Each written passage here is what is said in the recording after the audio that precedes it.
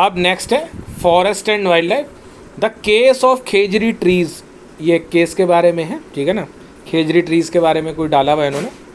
वो कहता है in 1731 Amrita Devi Bishnoi led a group of 363 person who sacrificed their life for the protection of Khejri trees in Khejarli village near Jodhpur Rajasthan.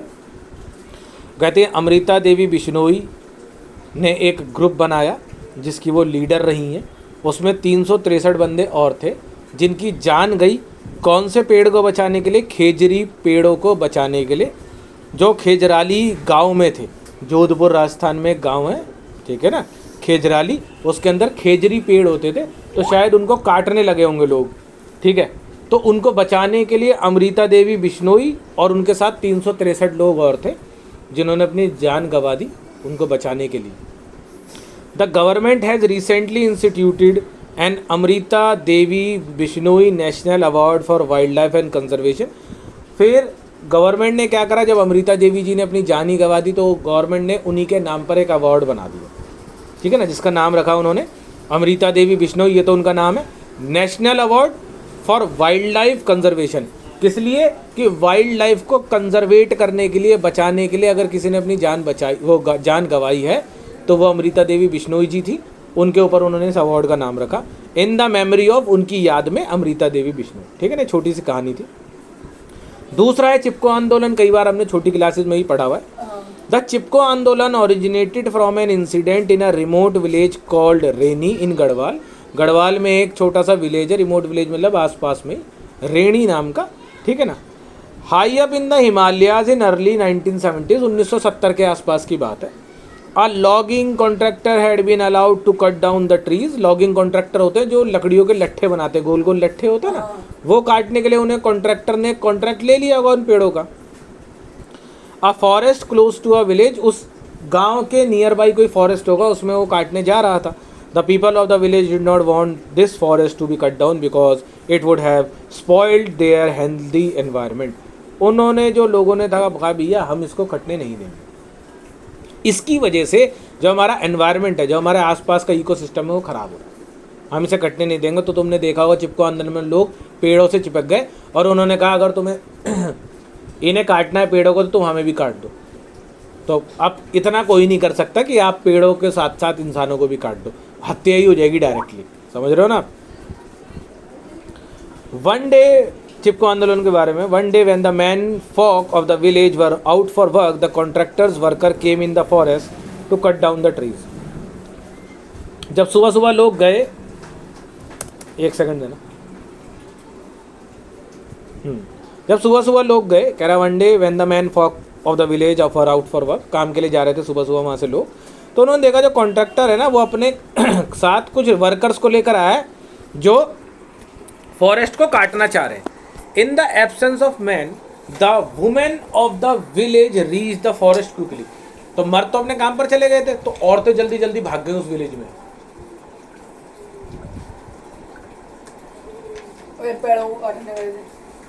उस वाले village में भाग गई औरतें, ठीक है ना। And clasps the tree trunk with their arms, और उनको ना ऐसे बाहों में भरना होता है ना, जिसे गले से लगाना, इस तरीके से गले लगा लिया। Preventing the workers from cutting down the trees, जिसकी वजह से जो वर्कर थे जो काटने आए थे अब वो नहीं काट सकते, इंसान को थोड़ी मार दोगे तुम पेड़ों के साथ साथ। द फॉरेस्ट ट्री दस सेव्ड, उस टाइम पर ये बहुत छोटी सी उसमें दिखाया कि जो उस टाइम पर फिर वो फॉरेस्ट नहीं कटा, बच गया।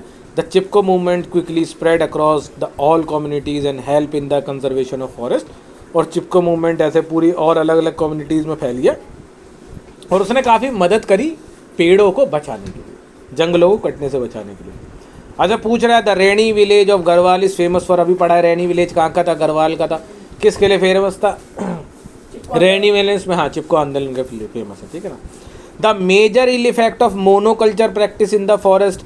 अब मेजर इल इफेक्ट क्या है मोनोकल्चर का प्रैक्टिस का फॉरेस्ट में, वो ये इल इफेक्ट मतलब होता है बुरा बर्ताव या बुरी चीज़, ठीक है ना। वो ये कि biodiversity which faces the large destruction, कि हम बायोडाइवर्सिटी को बड़े पैमाने पर बर्बाद करने पर तुले गए, ठीक है ना। Participation of local people in the management of forest, अब लोकल पीपल भी है जो आम तुम्हारी हमारी तरह लोग हैं ना, उन लोगों ने भी पार्टिसिपेशन किया जंगलों को बचाने के लिए। Peoples participation in the management of forest can help in increasing the forest.